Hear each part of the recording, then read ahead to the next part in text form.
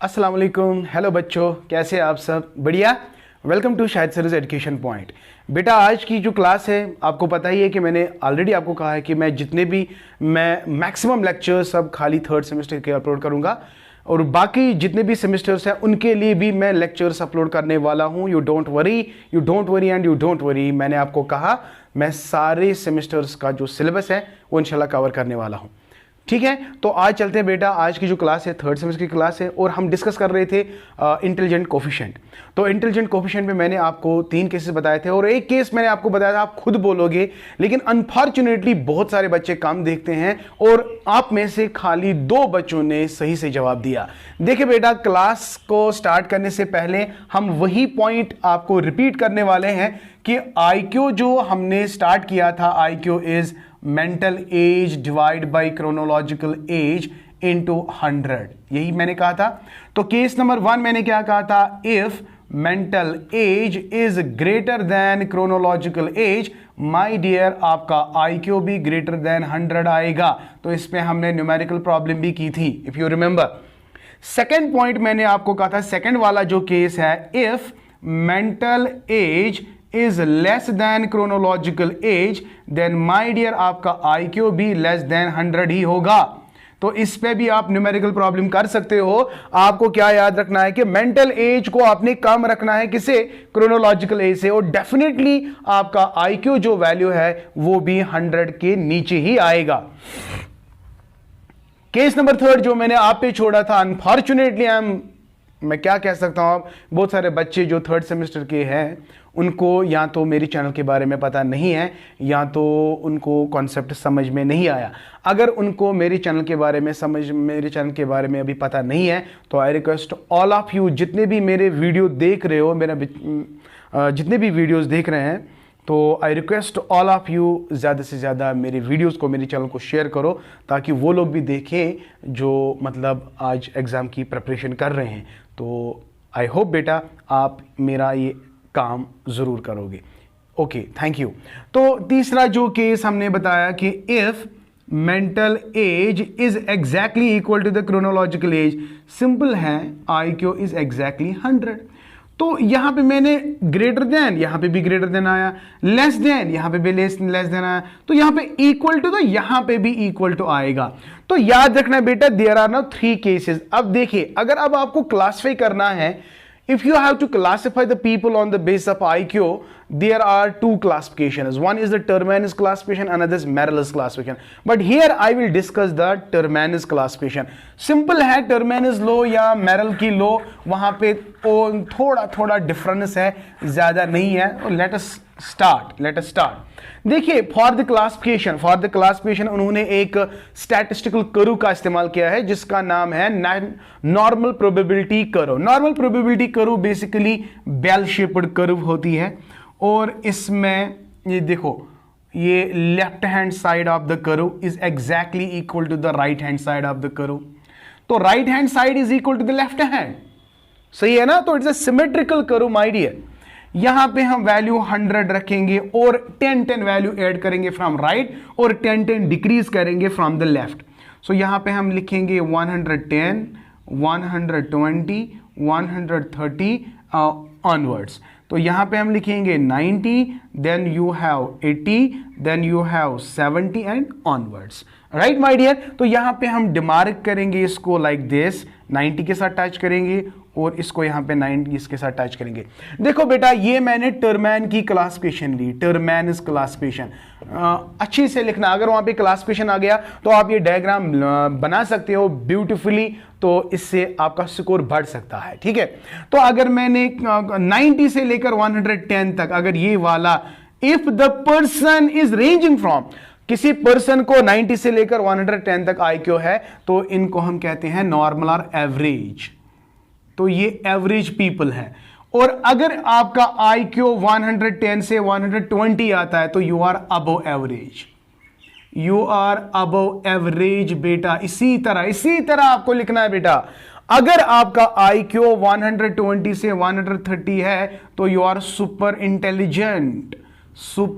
Intelligent, okay. और अगर आपका IQ 130 से आगे है, यानी यू आर मोर देन 130, तो you are genius my dear. Genius, talented बोलो या गिफ्टेड बोलो। So nice of you. तो यहां पे देखिए राइट साइड में मैंने कितने पर्सनैलिटीज को लिखा। One is the average, average को छोड़ो, यहां पे above average, superior, super intelligent और सुपीरियर इंटेलिजेंट, जीनियस और गिफ्टेड, राइट। तो ये मैंने क्लासिफाई किया लोगों को, but on the base of what, on the base of IQ। So simple, if your IQ is 90 to 110, that means you are average. If you are having 110 to 120 fluctuate होता है तो you are above average. If you are 120 to 130 तो you are super intelligent, and it is more than 130 my dear, it is genius, gifted and talented, जिसमें Einstein, you know. Okay, तो यहां पे अगर देखेंगे, अगर आपका IQ 80 से 90 रेंज हो रहा है, सिंपल, अगर ये अबव एवरेज तो ये बिलो एवरेज है, बिलो एवरेज। आराम से मतलब समझने की कोशिश करेंगे बेटा, it's not a big deal, it's a very very simple concept. तो यहां पे आप देख लें कि अगर आपका IQ 70 से लेकर 80 तक है तो it is border line person, border line, borderline. And my dear, if you have less than 70, you are mentally retarded. You are, sorry मैंने you बोला, तो the person who are having 70 less than IQ, they are said to be mentally retarded. They are said to be what? Mentally retarded. तो ये term की classification है। तो on the basis of IQ, persons can be classified as number 1, average. So according to the term man, who is said to be an average person whose IQ ranges from 90 to 100. इसी तरह आप 100 to 110, 110 to 120 इसको आप लिखेंगे above average, then you have 120 to 130 super intelligent, इसी तरह genius। तो आई hope बेटा आपको ये क्लासिफिकेशन अच्छे से समझ आ गई। ओके, तो दिस इज, तो अब कितने पर्सनल्स को आपको याद रखना है? Average, above average, super intelligent, genius, below average, borderline, mentally retarded. So simple and so clear concept, right? Okay okay okay. After that you have another important topic my dear. तो इसके साथ हमारा chapter close हो जाता है। तो इस पे ना और 2 टॉपिक्स लगेंगे, या आज हमारा जो ये हो सकता है ना, इसमें 2 लेक्चर्स अभी और लगेंगे। आज हम बात करेंगे बेटा इंटेलिजेंस टेस्ट पे। तो इंटेलिजेंस टेस्ट बेसिकली क्या है? ये वो टेक्निक्स एंड टूल्स है जिससे हम मेजर कर सकते हैं, एसेस कर सकते हैं, किसको? इंटेलिजेंस को। तो यहां पे हम बात करेंगे intelligence tests. Intelligence test, test is, my dear, nothing but it is a procedure, it is a method by which we can measure the intelligence. तो there are so many psychological test है। ये यहाँ पे हम देखो, वक्त कम है, time कम है, मेरे पास भी टाइम कम है और आप लोगों के पास भी टाइम कम है। अब क्या करें? पढ़ेंगे, अच्छे से पढ़ेंगे, लेकिन कम टाइम में वो भी अच्छे से पढ़ेंगे, ठीक है ना? हमें डिटेल में जाने की जरूरत नहीं है, यहां पे फोकस करेंगे भाई। इंटेलिजेंस टेस्ट का मतलब है, एक लाइन में हम आपको बताएंगे कि intelligence test is a psychological test which is used to assess or measure one is intelligence. Okay, तो यहां पे हम लिखेंगे intelligence test is a procedure or tool or technique by which we can assess or measure one's intelligence.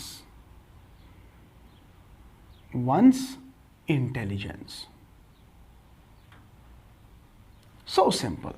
How intelligent, how much intelligence you have. So there are so many types of tests, my dear. There are so many techniques and tools that are available, so by which we can assess one is intelligence. तो accordingly intelligence test जो है, it's of 3 types, my dear. याद रखना intelligence tests। और हाँ, एक बात, intelligence test जो है इसका जो फाउंडिंग फादर है that is Alfred Binet. Alfred Binet is the founding father of intelligence test, याद रखना.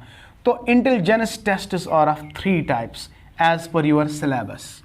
One is, my dear, verbal intelligence test. So nice of you. Very good. Okay. Another is non-verbal test. Non-verbal intelligence test. इसी तरह आपको लिखना है बेटा. Note बनाओ, copy निकालो, नोट बनाओ और इंशाल्लाह एग्जाम में आपको कोई दिक्कत नहीं आएगी. And number 3 is, my dear, performance test. Performance test. Okay, simple. अब देखिए एक एक लाइन में हम आपको समझाएंगे. जो मैं बोलूंगा वो आप लिखोगे भी. अगर मैं बोर्ड पे नहीं लिख रहा हूं, लेकिन आपको वो भी लिखना है जो मैं बोल रहा हूं. ठीक. Intelligence test is are of 3 types. 1 is verbal. देखो जब हम वर्बल की बात करते हैं, we make use of language, and when you make use of language we can apply this test not on the children, not on the old people, but we generally apply this test on literate personalities. याद रखना. Verbal intelligence test ये वो test है जिसमें हम language का इस्तेमाल करते हैं, ईदर ऑरल और रिटन. तो यहां पे we make use of the language either oral or written. Since we make use of the language we can apply this, we can administer this test only on literate person, because literate person language को समझ सकता है, लिख सकता है, बोल सकता है. Okay, so this is what we called as verbal intelligence test. अब ये जो यहां पे हम लिखेंगे, here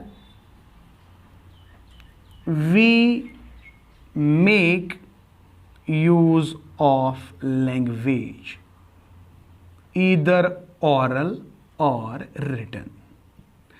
and number 2, these can be administered on literate persons. Point number clear. Administered on literate persons. Good. Since we make use of the language, since we make use of the written material, etc., so it is also called as paper pencil test. Yeah. Also called as paper pencil test. And my dear, जो आपको इसमें मतलब हाँ, और ये पहले complete करेंगे, उसके बाद जो मेरे जहन में एक पॉइंट आया वो हम बाद में डिस्कस करेंगे. अब इसका जो कंट्रास्टिंग वर्ड लिखेंगे, here we don't make use of the language but instead of language we make use of signs and symbols. तो ये हम एडमिनिस्टर कर सकते हैं इलिटरेट्स पे. So nice of you.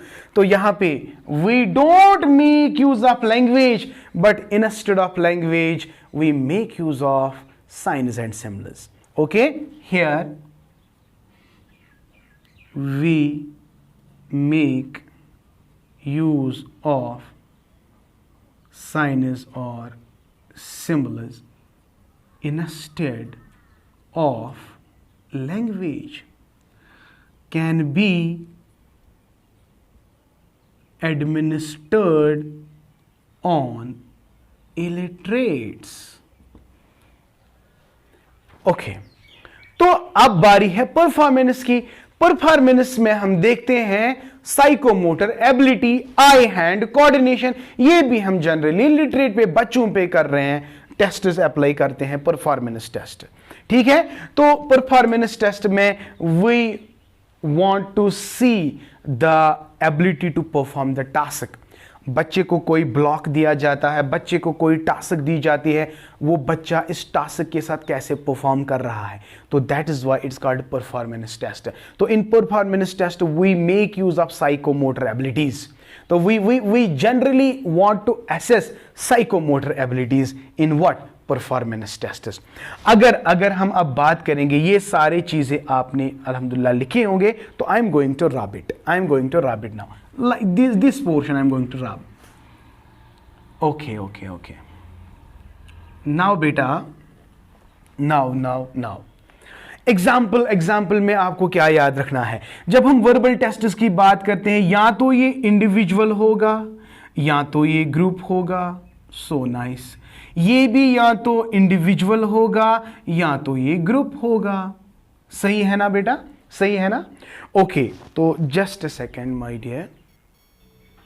हाँ जी बेटा, इंडिविजुअल वर्बल टेस्ट का मतलब क्या है? वर्बल टेस्ट हम अप्लाई करेंगे खाली एक इंडिविजुअल पे। तो इसमें एग्जाम्पल है साइमन बिनेट टेस्ट, जो आपको डिटेल में पढ़ना है। ओके, अगर मैंने वर्बल टेस्ट को एडमिनिस्टर किया किसी ग्रुप पे तो it's called verbal group intelligence test. और इसमें आपको एग्जाम्पल याद रखनी है आर्मी अल्फा टेस्ट या जलोटा टेस्ट। बेटा एग्जाम्पल याद रखने हैं। अगर आप पीजी वाले देख रहे हैं तो पीजी वालों के लिए भी बहुत ही इंपॉर्टेंट है, तो ये आप मतलब कॉन्सेप्ट याद रख सकते हैं। इसी तरह मेरे पास नॉन वर्बल टेस्ट है। नॉन वर्बल टेस्ट में मैं कोई लैंग्वेज इस्तेमाल नहीं कर रहा हूं, मैं साइंस एंड सिंबल्स का इस्तेमाल कर रहा हूं। अगर मैंने इंडिविजुअल पे अप्लाई किया है तो इट इज नॉन वर्बल। तो इसकी एग्जाम्पल है आरपीएम। आरपीएम का मतलब है रावनस प्रोग्रेसिव मैट्रिसेस। और जब हम ग्रुप की बात करते हैं ना, मैंने नॉन वर्बल टेस्ट को किस में अप्लाई करना है? ग्रुप पे अप्लाई करना है। तो यहां पे आप लिखेंगे आर्मी बीटा टेस्ट। देखो ये अक्सर एग्जाम में आते हैं। आर्मी अल्फा टेस्ट की अगर हम बात करेंगे, ये वर्बल है बट ग्रुप है। अगर मैं आर्मी बीटा टेस्ट की बात करूंगा, ये वर्बल है, नॉन वर्बल है बट ग्रुप है। तो ये याद रखना। आरपीएम का मतलब है, I am not writing but I am saying it, Raven's progressive matrices. RPM का मतलब क्या है? Raven's progressive matrices. फिर आते हैं परफॉर्मेंस टेस्ट पे। परफॉर्मेंस टेस्ट में बेटा आपको याद रखना है बाटिया बैटरी